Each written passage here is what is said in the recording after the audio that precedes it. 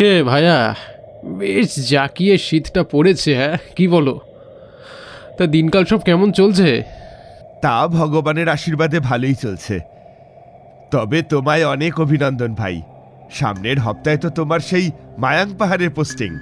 বেতন একেবারে 3 গুণ বেড়ে যাবে। হ্যাঁ, শুধু বেতনটা দেখলেই হবে? হে, বাড়ি থেকে দূরে, সেই ঘন পাহাড় বনে নির্জন এলাকায় ঘর পরিবার ছেড়ে রাতগুলো কিভাবে কাটবে সেটা বুঝতে পারছো কি?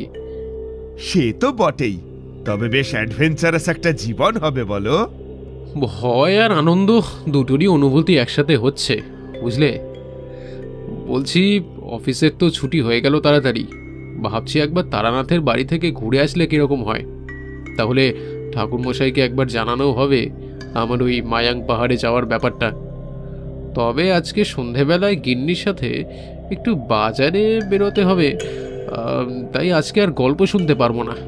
তারানাথের সাথে দেখা করেই চলে আসবো। তাহলে আর দেরি কেন, যাওয়া যাক মটলেনের দিকে। খবরটা দেওয়া যাবে আর একটু দেখা সাক্ষাৎ হবে। চারিমা, তোর কাকা বাবুদের আনা তেলে ভাজাগুলো আর আম তেল দিয়ে ভালো করে মুড়ি মেখে নিয়ে আয় তো। হিসেব করে দেখলুম এবার শীত বিগত 5 বছরের চেয়ে একটু বেশিই পড়েছে। তা মাঝে মাঝে তো বুড়োটার খোঁজ খবর নিতে একটু আসতেই পারো। তা আমরা তো ছুটি পেলেই চলে আসি এই থেকে। আপনার অভিজ্ঞতার ঝুড়ি থেকে দু একখানা অলৌকিক ঘটনা শোনার জন্যই তো এত ছটফটানি। ঠাকুরমশাই, একটা খুশির খবর আছে। কিশোরীর পোস্টিং পড়েছে সেই দূরের মায়াং পাহাড়ে। সে সামনের হপ্তাহে রওনা দেবে, তাই আজ আপনাকে খবরটা জানাতে এলাম। মায়াং পাহাড়, সে যে উত্তরের পানে। কথাটা শুনে ঠাকুরমশাইয়ের মুখে নেমে এলো এক কালো ছায়া। ভ্রু কুঁচকে কি যেন ভাবতে লাগলেন তারানাথ। কি হলো ঠাকুরমশাই, কোনো সমস্যা? না, কিছু নয়। তবে মনে রেখো, মায়াং পাহাড়ের কোলে রয়েছে এক ভয়ানক শক্তি। একদিকে যেমন শুভ, অপরদিকে সে অশুভ। এখানে বাস প্রাচীন দেবী মায়াংমো, মূলত তিব্বতীদের এক দেবী। খুব সাবধানে সেখানে চলাফেরা করতে হবে। আর হ্যাঁ, ভুলেও অমাবস্যা পূর্ণিমা মাথায় কিংবা সন্ধ্যার পর মাংস ভক্ষণ করবে না। ওই পাহাড় জঙ্গলে মায়া ঘুরে বেড়ায় দিনের আলোতেও। কখনো সে তোমার নাম ধরে ডাকবে, কিংবা কখনো প্রিয়জনের গলা করে। সে সব থেকে নিজেকে বাঁচিয়ে রাখতে হবে। হ্যাঁ, বাকি সব কিছু শুভ হোক, এটাই চাই। বলছেন কি ঠাকুরমশাই? তবে আমরা তো ও পথে নতুন রাস্তা তৈরি করার জন্য যাচ্ছি। আমরা 10-12 জন যাব, আর বাকি কিছু লোক শ্রমিক নেবে। আশা করি কোনো অসুবিধা হবে না ঠাকুরমশাই। তবুও আপনি যা বলবেন মনে থাকবে। আমি আর কিশোরী ঘর ছেড়ে বেরিয়েই আসছিলাম। ঠিক তখনই তারানাথ আবার একবার গম্ভীর স্বরে বললেন, দাঁড়াও, এই নাও, এই কবজটা নিজের কাছে রাখো। যখন বিপদ খুব কাছে আছে বলে মনে হবে, এটা হাতে এক নিঃশ্বাসে পড়ে নিও। আর যখন মনে হবে কিছু প্রশ্নের উত্তর খুঁজে পাচ্ছ না, বা পুরোপুরিভাবে সেই বিপদ থেকে বের হতে পারছো না, 3 বার মধুসুন্দরী দেবীর নাম করে আমায় স্মরণ করবে। আমি সেখানে গিয়ে ঠিক উপস্থিত হব। অফিসের বড়বাবু মৈনাক চক্রবর্তী বেশ মোটা সোটা গোলগাল চেহারার লোক। ঠোঁটের ওপরে বেশ মোটা গোঁফ। তাকে বেশ রাশভারী স্বভাবের বলেই মনে হয়। মৈনাকবাবু, বলছি, মোটামুটি তো কাজকর্মগুলো বুঝে নেওয়া হলো। এবার তো বেশ কিছু স্থানীয় লোক দরকার রাস্তা কাটার জন্য। সে তো সকালেই গিয়েছিল কিশোরীবাবু, কিন্তু মুশকিল হলো তারা একটু ঝামেলা করছে। মানে বলতে পারো রাস্তা কাটতে একরকম বেঁকে বসেছে তারা। দেখুন, বেঁকে বসার তো কোনো কারণ দেখছি না। যথেষ্ট ভালো পারিশ্রমিক দিয়ে তাদের রাখা হচ্ছে। আসলে কিশোরী এরা এখানকার স্থানীয় লোক, আর এদের বিশ্বাস এই পাহাড়ে জঙ্গলে নাকি কোনো এক দেবী থাকেন। জঙ্গল কাটলে তিনি নাকি খুব কুপিত হবেন। এমনিতেই এই সমস্ত পাহাড়ি এলাকার লোকেদের এইসব বিশ্বাস খুব বেশি থাকে। কিশোরী মনে মনে ভাবল, আরে কি ভাবছো? কিছু একটা ব্যবস্থা তো করতেই হবে। কলকাতায় গিয়ে স্যারেদের কি জবাব দেব? ওখানকার বড় স্যারেরা তো আর ঠাকুর দেবতার গল্প শুনবে না। তাহলে তাদের পারিশ্রমিক বাড়িয়ে দেওয়া হোক। আমি ওদের সাথে কথা বলতে চাই একটু। তোমাদের যা পারিশ্রমিক তা বাড়িয়ে দেওয়া হলো, দ্বিগুণ। আর তোমরা যখন কাজ করবে, তোমাদের সাথে আমাদের টিমের কোনো একজন লোক সবসময় থাকবে, তাই ভয় পাওয়ার কোনো কারণ নেই। জঙ্গল কেটে রাস্তা হবে, তখন বাইরের এলাকার সাথে যোগাযোগ তৈরি হবে। এই এলাকার অর্থনৈতিক ব্যবস্থা অনেক উন্নতি হবে। তখন পাহাড়ি এই চড়াই উতরাই পথ পেরিয়ে অন্য শহরে যাওয়ার কোনো দরকার হবে না। আশা করি তাতে দেবী খুশি হবেন। আপনারা শহরের লোক, আপনারা জানেন না তাই আমাদের এমন বলছেন। আমাদের গোটা গ্রাম এই জঙ্গলকে পুজো করে, তবে ভক্তিতে নয়, ভয়ে। এই দেবী যেমন এক হাতে সৃষ্টি করেন, তেমনি অন্য হাতে ধ্বংস। দেবীর রাগ হলে গ্রাম উজাড় হয়ে যায়। আজ থেকে 5 বছর আগে দেবীর ক্রোধ পড়েছিল গোটা গ্রামে। প্রতিদিন সকালে উঠে গ্রামের কোনো না কোনো লোকের ছিন্ন ভিন্ন গলা কাটা শরীর উদ্ধার হতো গ্রামের মাঝ রাস্তায়। ভুলেও এই জঙ্গলের রাস্তা কাটা যাবে না। অর্থের লোভ আপনারা দেখাবেননি। কোটি কোটি টাকার অর্থের বিনিময়েও আমি এই কাজ করতে রাজি হব না। বাকি লোভী গ্রামবাসী নিজেদের বিপদ ডেকে আনতে চাইলে করতেই পারে। আসতেছি বাবু। গরিব হতে পারি, তবে এই জঙ্গলের দেবীকে ভীষণ বিশ্বাস করি। জাগ্রত সেই দেবী। জয় মামায়াংমো, জয় মামায়াংমো। টিমে উপস্থিত সকলে ভীষণ চিন্তায় পড়ল। ঠিক তখনই তাঁবুর বাইরে একজন দরিদ্র গ্রামীণ পাহাড়ি লোক এসে মৈনাকবাবুর উদ্দেশ্যে বললেন, বাবুরা, আমাদের পয়সার খুব দরকার। আমরা জঙ্গল কাটতে রাজি আছি, তবে তবে একটা শর্ত আছে। বিকেলের পর ওই জঙ্গলের দিকে কিন্তু আর যাব না। বিকেল হওয়ার আগেই কাজ শেষ করে আমরা ঘরে ফিরে আসব। তবে আমরা যে কাজ করছি এই কথা যেন গ্রামের কেউ না জানে, তাহলে গ্রামের সকলে আমাদের ওপর ভীষণ রেগে যাবে। আসলে আসলে এই জঙ্গল সুবিধার নয়, আর 5টা জঙ্গলের চেয়ে অনেক আলাদা। নির্জন এই জঙ্গলের কাছে রয়েছে এক ভয়ানক দেবী।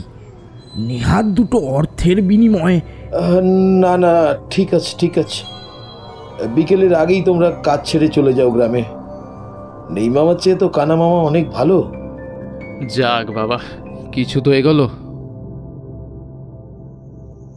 পাহাড়ি স্থানীয় লোকগুলো চলে যেতেই কিশোরী আর মৈনাকবাবু সহ আরো 2 জন ভদ্রলোক টাঙানো তাঁবুর বাইরে বসে আগুন জ্বালিয়ে চা খাচ্ছিল। তখন আকাশ কালো হয়ে গেছে। চারপাশে নেমে এসেছে নিশ্ছিদ্র অন্ধকার। যেন মনে হচ্ছে তাদের তাঁবুর সামনে এইটুকু আলো ছাড়া চারপাশ গভীর অন্ধকারে ডুবে গেছে। এই রান্নার ঠাকুর, আজ কি রান্না করবে রাতে? লুচি আর বোধহয় আলু কপির দম। এই দুস, ও সব বাংলায় বসে খেতেই ভালো লাগে। এখন একটু কষা কষা ঝাল ঝাল মাংস না হলে ঠিক শীতটা কাটবে না। হ্যাঁ, তা কচি পাঁঠার ঝোল তো ভালো লাগবেই, কিন্তু এমন ভুতুড়ে জায়গায় তার যোগান দেবে কে? আমরাই খাবো যখন আমাদেরই জোগান করে নিতে হবে। আমরা এই 4 জন মিলে না হয় একটু ব্যবস্থা করি। অন্ধকার পথে টর্চ হাতে করে পাহাড়ি চড়াই উতরাই পথে রওনা দিল তারা 3 জন। জঙ্গলের গভীর থেকে নানান রকমের শব্দ ভেসে আসছে।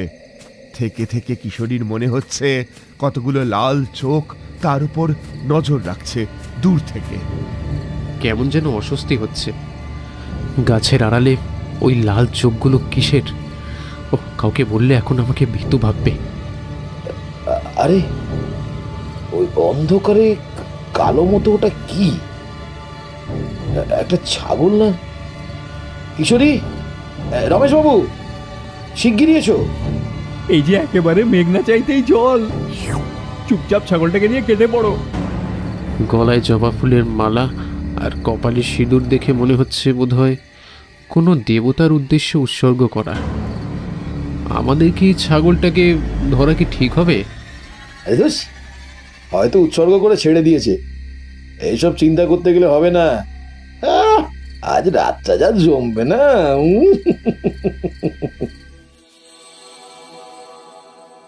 এ বোধ হয় কোনো গ্রামের লোকেরই ছাগল হবে। ও, কলকাতায় বসে তো এমন স্বাদ পাওয়া যায় না। বেড়ে হয়েছে রান্নাটা। ঠিক এমন সময় বাইরে থেকে এলেন রমেশবাবু। বাহার বহুত অন্ধেরা হ্যায়, আজ অমাবস কি রাত হ্যায়। কথাটা শুনে কিশোরীর মাথায় যেন বাজ পড়ল। ততক্ষণে তার পেটে চলে গেছে বেশ কয়েক টুকরো মাংস। কিশোরীর মনে পড়ে গেল তারানাথের বলা সেই কথাগুলো। সর্বনাশ! তারানাথ যে বলেছিল অমাবস্যা পূর্ণিমায় মাংস না খেতে, তার উপর ওটা উৎসর্গ করা পাঠা। সামান্য এতটুকু লোভ আমি সামলাতে পারলাম না।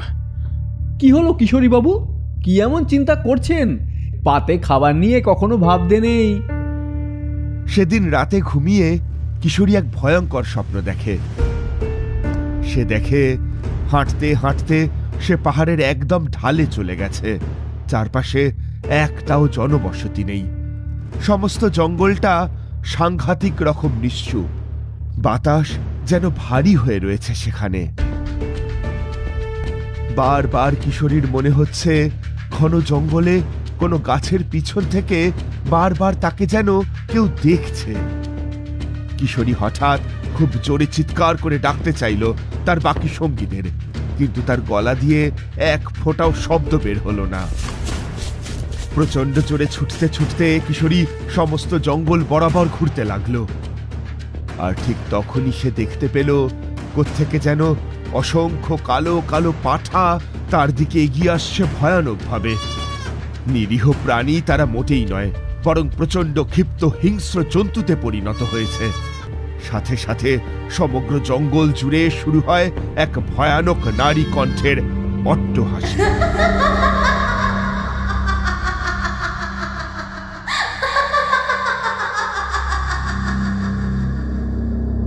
সবগুলোকে মারবো, সবগুলো মরবি।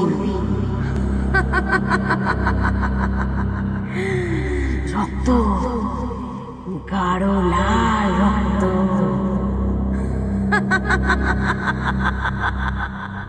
আবার প্রচন্ড জোরে দিক শূন্যভাবে ছুটতে থাকে কিশোরী। আর তখনই এক গভীর গিরিখাতে পা পিছলে যায় কিশোরীর। একটা সময় মনে হয় বহু উঁচু থেকে ক্রমশ পাখির মতো নিচে পড়ে যাচ্ছে কিশোরী, যেখানে পড়া মানে সাক্ষাৎ মৃত্যু। তার মৃত্যুর সময় কেবল এক ঝলক সে দেখতে পেল একটা বিকট নারী মূর্তিকে। বিভৎস লম্বা তার চুল, আর চোখগুলো যেন টকটকে রক্তের মতো লাল, এক্ষুনি যেন ছিঁড়ে ফেলবে তার শরীরকে। আর তখনই একটা শক্ত হাত এসে চেপে ধরে কিশোরীকে। সেই মুহূর্তের জন্য জীবন ফিরে পায় কিশোরী। কোনো মতে তাকিয়ে দেখে তারানাথ তার হাত ধরে তাকে বাঁচালেন। ঠিক তখনই কিশোরী প্রচন্ড ভয় পেয়ে জেগে ওঠে। ওহ, স্বপ্ন ছিল এটা, কিন্তু এত সত্যি কোনো স্বপ্ন হয়? আর এমন অদ্ভুত স্বপ্ন দেখলামই বা কেন? আর অদ্ভুতভাবে এই তাবিজটা এত গরম হয়ে গেছে কিভাবে? এর অর্থ কি? সত্যি কি খুব বড় বিপদ ঘনিয়ে আসবে এবারে? এই স্বপ্ন, এই তাবিজের গরম হয়ে যাওয়া এবং অমাবস্যার মাথায় মাংস খাওয়া, সবকিছু কি ভয়ানক কিছুর ইঙ্গিত? সর্বনাশ হয়ে গেছে বাবু। আমাদের লেবারের একজনের লাশ পাওয়া গেছে ছিন্ন ভিন্ন অবস্থায়। এ কাজ মানুষের নয় বা জন্তুরও নয়, এ স্বয়ং সেই দেবীর গ্রাস। কিছু কারণে দেবী রুষ্ট হয়েছেন। এবার নামবে ঘোর বিপদ। হায় হায় হায়, কি সর্বনাশ হলো! হায় হায় হায়। কি করে বুঝলেন দেবী রুষ্ট হয়েছেন? প্রত্যেক অমাবস্যা পূর্ণিমায় দেবীর উদ্দেশ্যে একটি করে ছাগল বলি চড়ানো হয়। পরের দিন সকালে পাহাড়ের মাঝখানে একটা জায়গায় সেই ছাগলটার রক্তশূন্য দেহ পাওয়া যায়। কিন্তু এবার সেই ছাগলটা নেই, বরং সেখানে আমাদের একজন লেবারের দেহ পড়ে আছে, যার পাশে রক্তের মধ্যে দুটো গভীর পায়ের ছাপ। ও ছাপ স্বয়ং মায়াঙ্গমোর। আর আর ওই ছাগলটার কি হলো? ছাগলটাকে কোথাও খুঁজে পাওয়া যাচ্ছে না বাবু। দেবী প্রসাদ না পেয়ে হয়তো ক্ষুব্ধ হয়েছেন, কিন্তু যদি ভুলে ওই ছাগল কেউ খেয়ে থাকে তবে তার জীবন নরকের থেকেও ভয়াবহ হয়ে উঠবে। তা যে কতটা ভয়ে তা কেউ আন্দাজ করতে পারে না। কে জানে কি হচ্ছে এসব। মৈনাকবাবুর শরীরটাও খারাপ, তাছাড়া কাল